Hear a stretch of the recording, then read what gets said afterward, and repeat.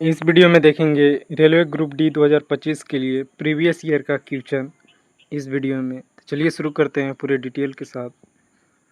पहला प्रश्न है, सिंधु घाटी सभ्यता के समय शिल्प निर्माण के लिए सीप कहाँ से प्राप्त किए जाते थे? उत्तर होगा ऑप्शन सी, नागेश्वर। देखिए, सिंधु घाटी सभ्यता के समय में शिल्प निर्माण के लिए सीप नागेश्वर जो गुजरात में है वहाँ से प्राप्त किए जाते थे। देखिए, इस सभ्यता के विभिन्न स्थलों से कला के जो रूप प्राप्त हुए हैं उनमें मुहरे, मिट्टी के बर्तन, आभूषण, पकी हुई मिट्टी की मूर्तियाँ आदि शामिल है। ये चीज़ याद रखिएगा। अगला प्रश्न है, फारसी विद्वान अल बेरूनी अफगानिस्तान और भारत पर हमले के दौरान किस आक्रमणकारी के साथ था? तो उत्तर होगा ऑप्शन ए, मोहम्मद गजनवी। अगला है, गोवा को पुर्तगाल से स्वतंत्र किस वर्ष प्राप्त हुई थी? उत्तर होगा ऑप्शन सी, 1961 में। और यह प्रश्न रेलवे एनटीपीसी 2021 का है, शिफ्ट 1 का। देखिए, इसमें है 15 अगस्त 1955 ईस्वी को गोवा को पुर्तगाली शासन से मुक्त कराने के लिए 3000 सत्याग्रहियों ने अहिंसक आंदोलन शुरू किया और जनता के जनमत संग्रह की मांग की, परंतु पुर्तगाली सेनाओं ने निहत्थी जनता पर गोली चलाकर भारत सरकार का हस्तक्षेप करने की विवश कर दिया। पर इसके परिणाम में भारतीय सेना ने गोवा में ऑपरेशन विजय, देखिए ऑपरेशन विजय से प्रश्न बनेगा, तो ऑपरेशन विजय जो कि 19 दिसंबर 1961 को पुर्तगालियों से गोवा, दमन एवं दीव मुक्त करा लिया और तीनों को सम्मिलित कर के केंद्र शासित प्रदेश बनाया गया। फिर 30 मई 1987 ईस्वी को गोवा को भारत का 25वां प्रांत यानी राज्य बनाया गया। उससे पहले उसे यूनियन टेरेटरी में शामिल किया गया था, दमन दीव के तरह। अगला, किस देश में दुनिया का सबसे लंबा संविधान है? तो उत्तर होगा ऑप्शन डी, भारत। भारत का ही सबसे लंबा संविधान है और सबसे बड़ा लिखित संविधान है। यह रेलवे एनटीपीसी 2021 का है। देखिए, दुनिया का सबसे लंबा लिखित संविधान भारत का है। भारत का मूल संविधान 22 भागों में और 395 अनुच्छेदों तथा 8 अनुसूची में विभक्त था और वर्तमान में यह 22 भाग है। 395 अनुच्छेद नहीं कर सकते, और भी है, लेकिन ऑप्शन में 395 ही अभी आता है एग्जाम में, तथा 12 अनुसूचियाँ है, यानी 8 से 12 अनुसूची हो गया है। अगला, निम्नलिखित में से कौन सी भारतीय संविधान की एक प्रमुख विशेषता नहीं है? तो उत्तर होगा ऑप्शन डी, सामंतशाही का प्रोत्साहन यह भारतीय संविधान की प्रमुख विशेषता नहीं है। बाकी तीनों, संघवाद की स्थापना, सरकार का संसदीय स्वरूप और मूल अधिकार, ये तीनों भारतीय संविधान की प्रमुख विशेषता हैं।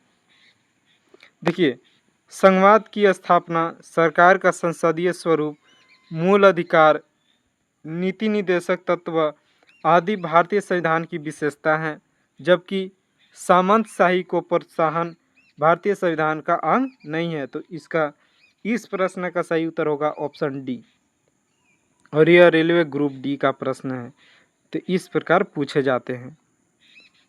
अगला प्रश्न है, आकाशगंगा जिसको मिल्की वे कहते हैं का आकार कैसा है? तो उत्तर होगा ऑप्शन सी, सर्पिलाकार आकाश मिल्की वे का आकार है।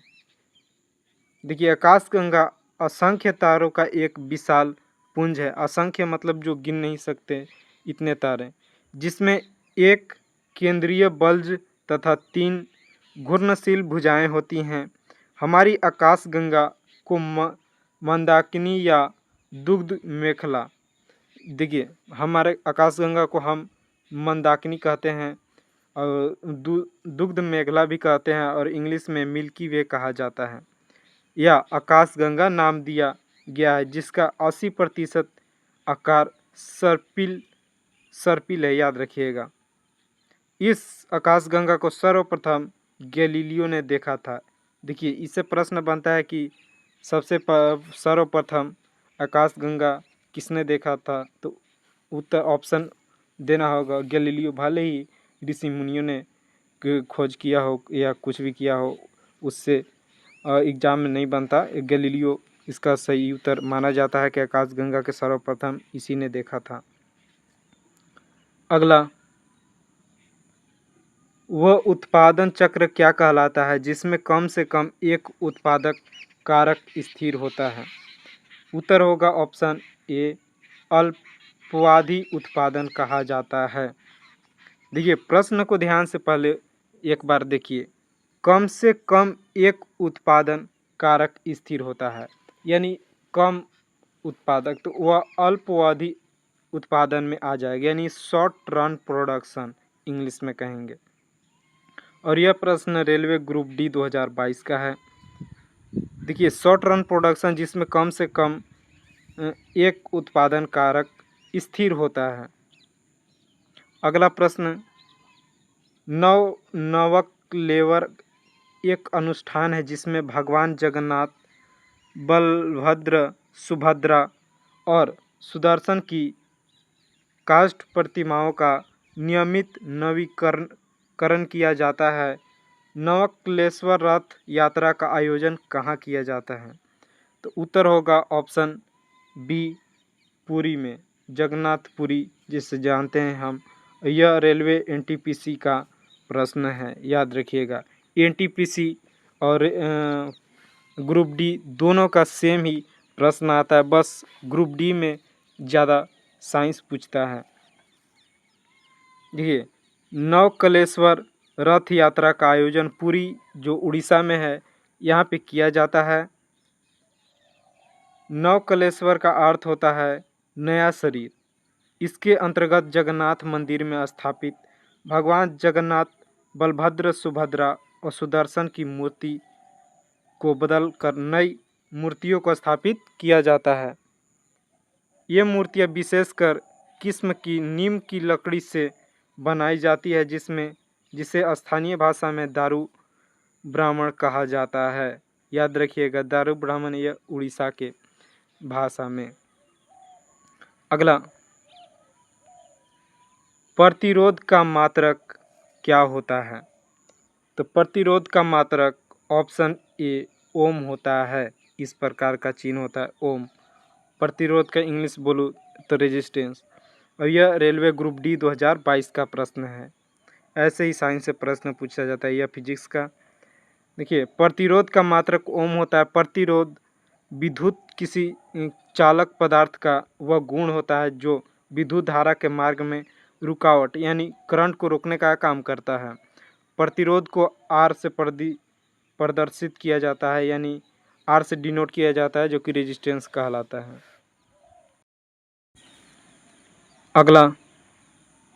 अगला प्रश्न है, निम्नलिखित में से कौन सा कथन गलत है? तो उत्तर होगा ऑप्शन ए, पदार्थ के कण स्थिर अवस्था में होते हैं। यह बिल्कुल गलत है। कोई भी पदार्थ हो, ठोस हो, लिक्विड हो, गैस हो, उनके अंदर जो छोटे छोटे पार्टिकल से मिलके वो बने होते हैं, आपको पता होगा सभी पदार्थ पार्टिकल से मिलकर बने होते हैं, तो वह अस्थिर नहीं होते हैं। कितना भी संकुड़न क्यों ना हो, एक पत्थर का ही क्यों ना पदार्थ कण क्यों ना हो, वह स्थिर अवस्था में नहीं होते हैं। देखिए, पदार्थ के कणों की कुछ विशेषताएं हैं। सभी पदार्थ कणों से मिलकर बने होते हैं, अभी बताया। और पदार्थ के कण अत्यंत सूक्ष्म होते हैं, यानी अत्यंत मतलब बहुत छोटे होते हैं, बहुत छोटे।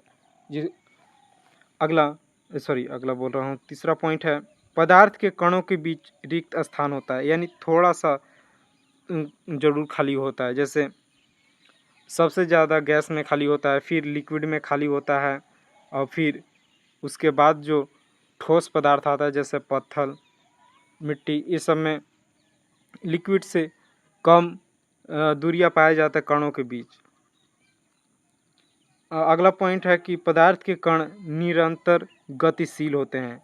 देखिए इसका सही उत्तर यानी ये गलत था, तो इसका निरंतर गतिशील होते हैं पदार्थ के कण, स्थिर नहीं होते हैं। और पदार्थ के कण एक दूसरे को आकर्षित करते हैं, अट्रैक्ट करते हैं। पदार्थ के कणों में गतिज ऊर्जा और तापमान बढ़ाने पर कणों की गति तेज हो जाती है। यानी अगर कोई भी पदार्थ है उसमें कणों की गतिज ऊर्जा तेज करनी है तो तापमान में उसे रखिएगा, मान लीजिए लोहे को, तो वो पिघलने लगेगा और उसका कण इधर उधर ज़्यादा भागने लगेगा, तभी तो वह पिघलने के बाद उसे मारिएगा तो फैल जाता है, क्योंकि उसके कण फैल जाते हैं। और यह रेलवे एएलपी टेक्नीशियन का प्रश्न है, याद रखिएगा। अगला प्रश्न है, पक्षियों के अध्ययन को क्या कहा जाता है? तो उत्तर होगा ऑप्शन डी, ऑर्थिनोलॉजी पक्षियों के अध्ययन को कहा जाता है। और यह रेलवे एनटीपीसी का प्रश्न है, याद रखिएगा, ऐसे प्रश्न बनेंगे। और तीन और प्रश्न बन गए कि ऑर्निथोलॉजी पक्षियों का अध्ययन, जो कि अभी यहाँ पे है ऑर्निथोलॉजी, मैं भी प्रोनाउंस नहीं कर पा रहा। फिर अगला है हर्पेटोलॉजी, तो यह उभयचरों सरीसृपों का अध्ययन को हर्पेटोलॉजी कहा जाता है। फिर अगला एक और बन गया ऑफ्थेल्मोलॉजी। ऑफ्थेल्मोलॉजी या आँखों का चिकित्सकीय अध्ययन को कहा जाता है। और फिर अगला बन जाता है एंथ्रोपोलॉजी, जो मानव के क्रमिक विकास का अध्ययन को कहा जाता है। और इससे प्रश्न बनता है, याद रखिएगा। अगला है डेस्कटॉप कंप्यूटर, लैपटॉप, टैबलेट और स्मार्टफोन, इनमें से किसके विभिन्न प्रकार हैं? उत्तर होगा ऑप्शन ए, माइक्रो कंप्यूटर के ये प्रकार हैं। लैपटॉप हो गया, टैबलेट हो गया, स्मार्टफोन और कंप्यूटर। देखिए desktop computer, laptop computer, tablet, smartphone, micro computer के विभिन्न प्रकार हैं। माइक्रो कंप्यूटर एक छोटे आकार और पर्सनल कंप्यूटर का ही पर्याय है। जैसे फ़ोन आपका पर्सनल हो गया, आप कहीं भी ले जा सकते हैं, यूज कर सकते हैं।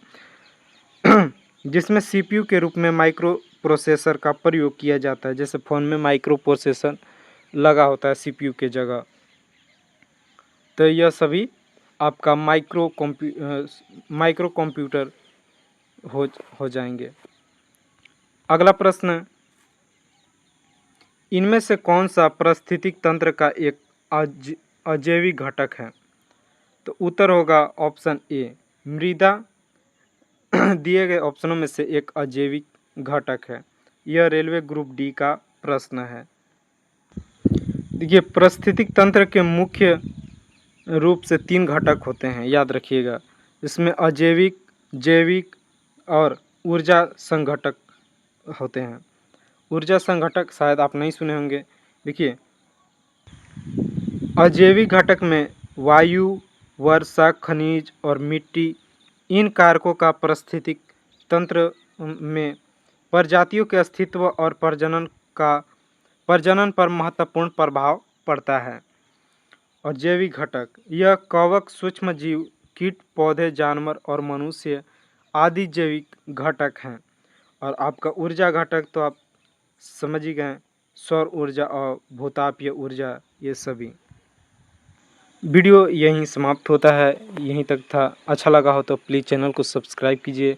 और हाँ, बहुत ही प्रीवियस का हज़ार प्रश्न लेकर आऊँगा लाइव, तो चैनल पर बने रहिए और सब्सक्राइब कीजिए। धन्यवाद।